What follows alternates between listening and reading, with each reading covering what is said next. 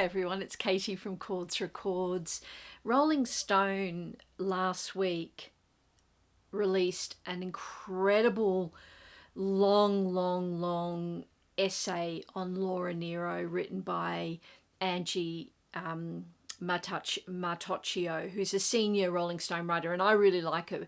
And she tends to write about artists that I really like Olivia Rodrigo. She's on that kind of track. And she wrote the most beautiful essay on Laura Nyro, and she spoke to a bunch of different people who were either in her life, knew her, spoke to her son, spoke to people who'd been influenced by her. And it was this really fantastic, well-researched, thought out piece. And I thought, I'm a massive Laura Nyro fan. One of my most successful videos was from a couple of years ago when I did a full kind of little mini light biography of her. The only problem with that video is that all the way through my brain had an explosion, and I was saying Eli and the 13th Confession, which was her amazing kind of breakout album.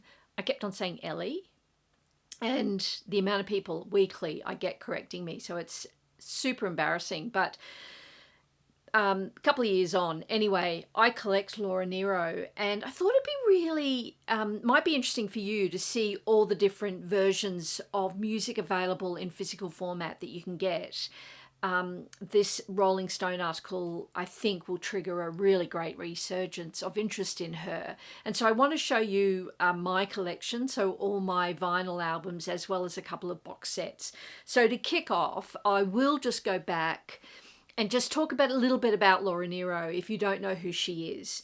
So she's unfortunately now passed away, but she was born in 1947 and was born in the Bronx and went to a arts school, I think, in the Bronx.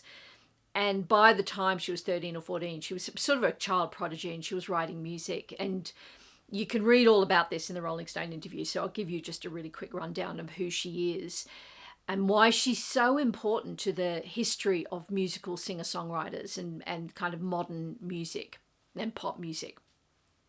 So she was as I said, she studied music, and by the time she was 18 or 19, she'd been signed to a label, and she was very quickly discovered after that and re-signed to a bigger label. Who discovered her was David Geffen. And he asked to be her manager, which they did. They formed a relationship, a business relationship, which was incredibly close. And he managed her. And the first album, which wasn't a super hit, but it did lead to a meeting with Clive Davis and a subsequent signing to Columbia. She released a kind of the first of her sort of three big, kind of a trilogy of albums. The first one was Eli and the 13th Confession. The second one was New York Tenderbury. And the third one was Christmas in the Beads of Sweat. And there was a fantastic covers album with Patti LaBelle called LaBelle. All this happened really quickly within the space of 3 or 4 years, from about 1968 to 1972. The big thing that happened to her was that she formed this business relationship with David Geffen before he started Asylum. So he was her manager, and they were kind of like this unit. And they formed a publishing company called Tuna Fish Publishing, which they ended up selling to Columbia for $4 million, which is the equivalent of about $32 million today. So this was an extraordinary deal at the time, and she lived off that money for the rest of her life. What happened was David Geffen ended up starting, it's a really long story, but he ended up starting Asylum Records, begged her to be the first artist. He was trying to get Jackson Browne as a label, and he was managing him at the time. And she secretly signed with Columbia, and it broke his heart. And he's on record as saying he cried for days, and that was a fractured relationship, and they were never friends again after that. So she was with Columbia for many, many years. So the first Columbia album was Eli and the 13th Confession. But the album before that, which was her debut album, which led her to becoming kind of the sort of superstar that she she really was an album called More Than a New Discovery. And that kind of resulted in a bunch of people like Peter, Paul and Mary, Barbra Streisand, like Blood, Sweat and Tears, all these people discovering how great a songwriter she was. And they subsequently released many of her songs took it to the top of the charts, and that's why her publishing was worth so much. So she was as great a songwriter as she was singer. She was her instrument was the piano. It's very jazzy. People who she influenced on record are people like Joni Mitchell, who Laura Nyro is one of the few people that Joni was happy to be compared with. She was in the time of Carole King. Carole King kind of preceded her, but they subsequently formed a mutual inspiration society. People like Ricky Lee Jones, her Pirates album, and how kind of jazzy that is. You can hear the influence of Laura Nyro. She was extraordinary and so ahead of her time. She dropped out of music. She was disillusioned around 1972. She completely dropped out of music, went off and had a life, and then came back in 1976 with another album, and then kind of drip-fed a few albums until her unfortunate, untimely death, age 39, to ovarian cancer. So the albums, the very first album that she released, this More Than a New Discovery, never did anything, as I said, but soon as she signed to Columbia, they Verve re-released it actually as a reissue called Laura Nyro, The First Songs. By this stage, she was famous. And so this is my copy of that first album. This was an interesting release. So my one was a Columbia release. It was reissued on Verve to start off with. But you can see how there's a black ring all around where Columbia would be. That is because there was import scenarios in Australia, and you had to black out Columbia for a lot of the albums. So a lot of Australian crate diggers often see blacked out rings and blacked out marks on the back of albums. So that is my very first chronological album of Laura Nyro. And in fact, it was the first album I ever heard of hers. And there's a really interesting point, which reminds me in the Rolling Stone interview, where Angie Mortocchio says that she reports that people remember the first time they hear Laura Nyro. And it's true. I actually remember I was in this room. I was listening on my I don't know if you one of my vinyl players behind me. And I just could not believe what I heard. It was about 2 or 3 years ago. And she wasn't huge in Australia, so she'd never kind of crossed it was just a blind spot in my knowledge. And I've never looked back. Like it was one of the few times in my life that I actually remember where I was standing when I first heard the voice and just thought, how could have I missed this incredible songwriter? Her voice was incredible. Her piano chops were amazing. But her songwriting was so far ahead of its time.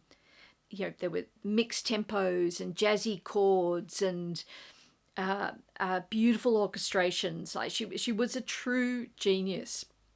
So that was my first album. And then the next album if I'm going chronologically, I don't have Eli and the 13th Confession, which was kind of the album that was the first of this trilogy, as I said, that kind of sets everything off. I will show you in a minute a box set which has that, but I'm just showing you my single albums to start off with. So the next one I have is something really special. This is the Laura Nyro New York Tenderberry. So this was her second album in this Columbia trio. And apart from the fact that I absolutely adore that photograph, that was taken by David Garr, who'd photographed people like Bob Dylan and people. This is a US first pressing. The cover's not great. You can see there's a slight red mark on the cover. But what is special about this is it is a pristine, I'd say excellent excellent vinyl. It sounds wonderful. You can see it's on the Columbia label there. It's hardly ever been played.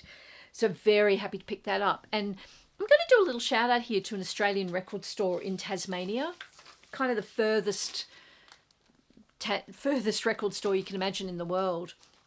And it's called Suffragette Records, and they're just this little bricks and mortar record shop and online, and they specialize only in female artists. And it's such a unusual kind of way to have a record store.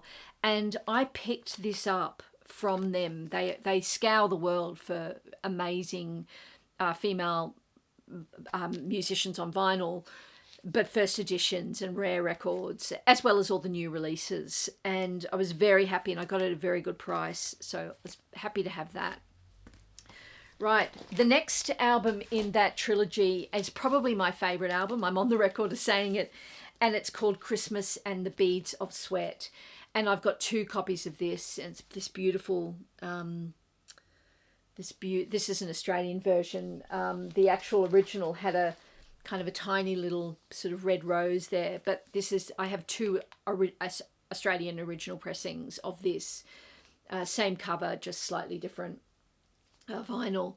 And this is where she's moving really into her jazzy, like she always was jazzy and soul-y, but she's quite it's just an unusual album, and probably a little bit of an acquired taste. But for me, I mean, it's not a hill I'm going to die on, because all these 3 are 3 that I really love, but I probably listen to this one more.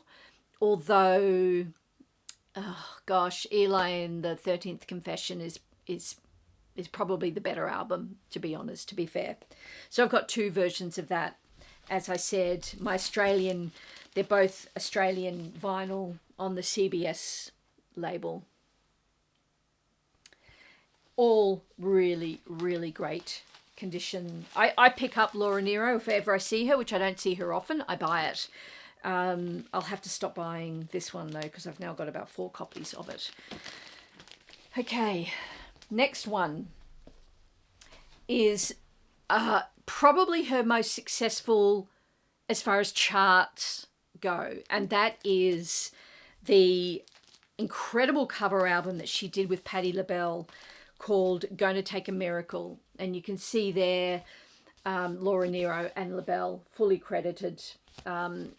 It's the group LaBelle, and she met them and actually took them on tour a year or so prior, and she and Patti LaBelle became really great mates, and they just kind of conjured up this incredible cover album, and it's all a homage to the fantastic 50s and 60s soul music, a cover album with tracks like Dancing in the Street, You Really Got a Hold on Me, Spanish Harlem, It's Going to Take a Miracle, which is the title track.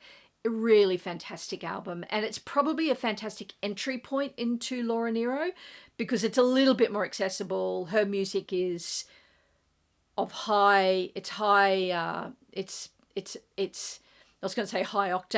It's incredibly meticulous and very clever music, but sometimes it's a little bit of an acquired taste, hard to get used to, whereas these are beautiful soul songs, and it really shows off what an incredible piano player she was and what a extraordinary vocalist she was.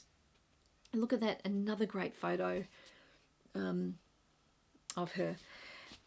So that is Going to Take a Miracle. And not long after this, she took time off. She met a guy, and a carpenter, I think, and they moved, and she gave up on the industry, and there's a long story about that, which you can read in the Rolling Stone article, or watch my video, as long as you don't mind me saying Eli as Ellie a few times. My video really takes you through the details and the chronological of her life, which I'll leave a link below. And then she came back in 1976. She divorced that guy. Her marriage broke up. And she came back with this really clever album called Smile, which I think was Smiling Through Gritted Teeth. And so she was trying to make a comeback. And she never really reached the kind of dizzy heights of those first few albums. But really, when you listen to her catalogue and you listen to all the music she produced, her talent never went away. It's just that probably the consumer tastes had moved on, but her music is still absolutely brilliant at this point. And she's now, what we're talking 1976, she's still in her 20s.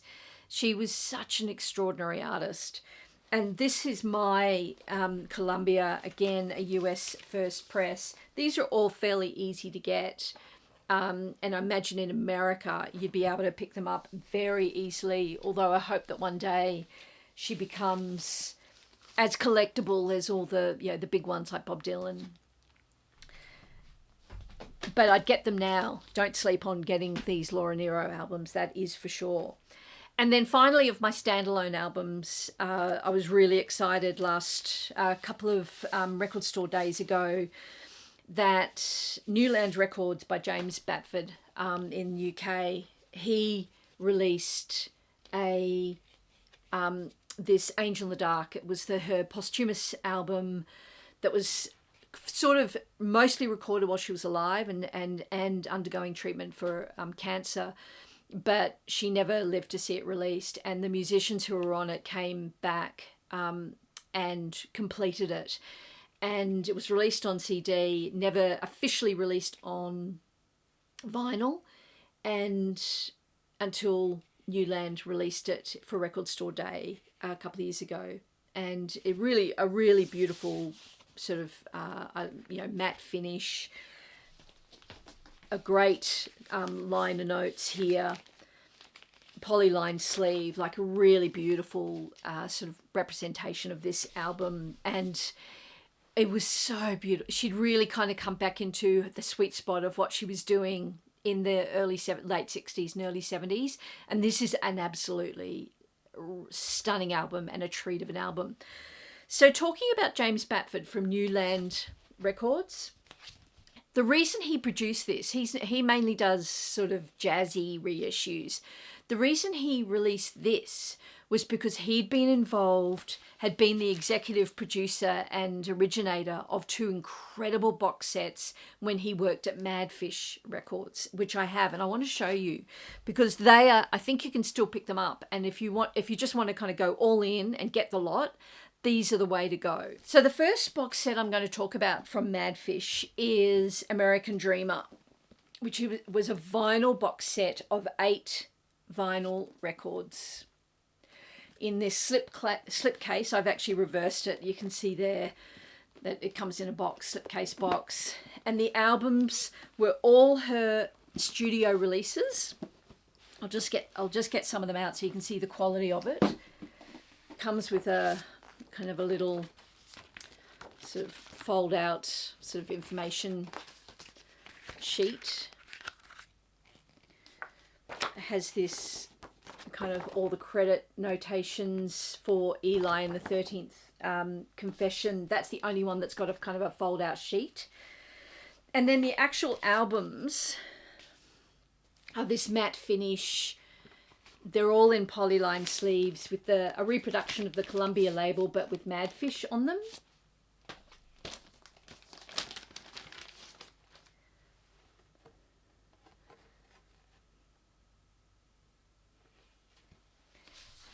And it's all her studio albums. So if you just want to go bang, get the lot, brand new, no clicks and pops, beautifully produced, this is the way to go. They're not cheap, but it's really worth it. I'll just show you some of the others. So that's Eli and the 13th Confession, Smile, Going to Take a Miracle, Christmas in the Beads of Sweat, and you can see the pink flower there. This was the first album. You remember in the beginning of this video I showed you the first album I ever got. This was how it was originally released.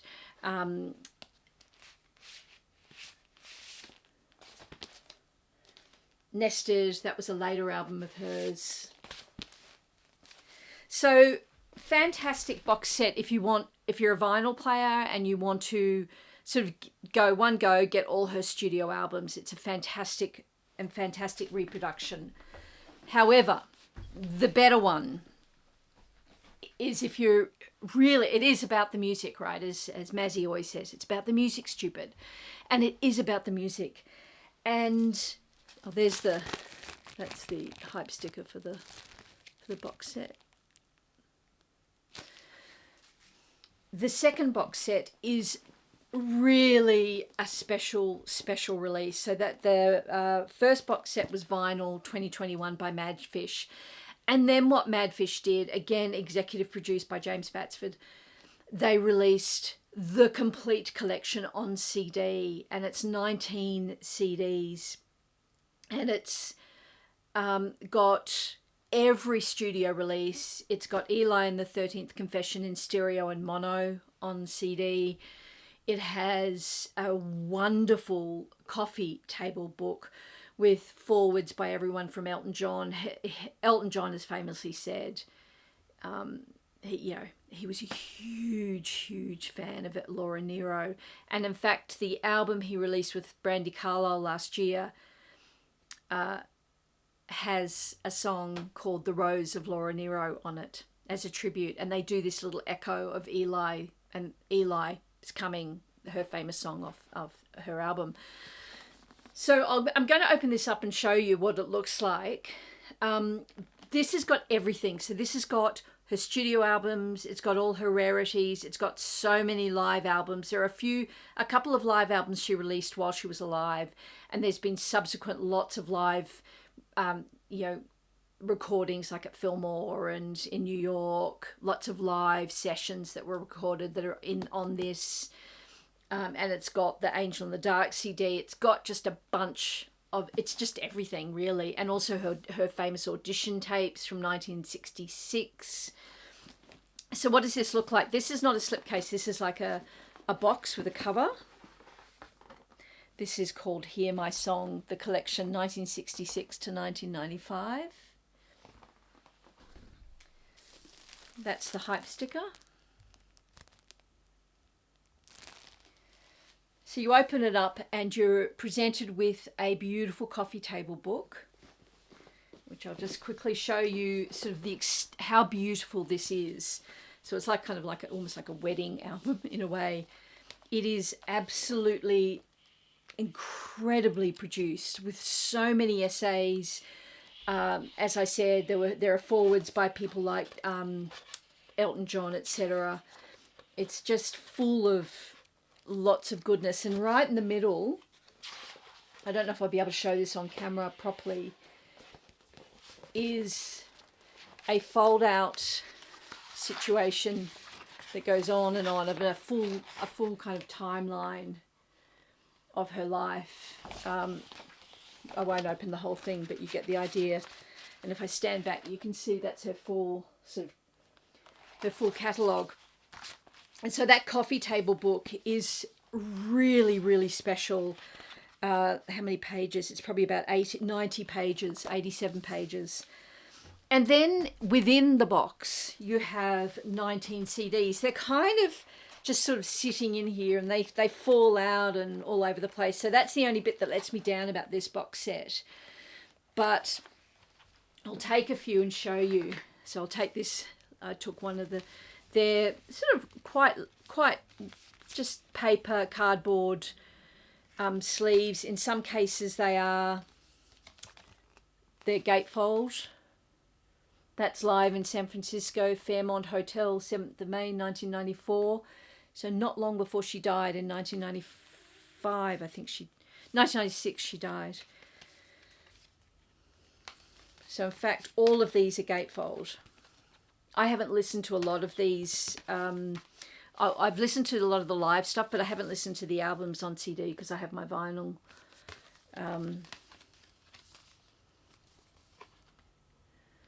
So you kind of get the idea. And then the actual studio albums, as I showed you of the vinyls, they're reproduced fairly faithfully.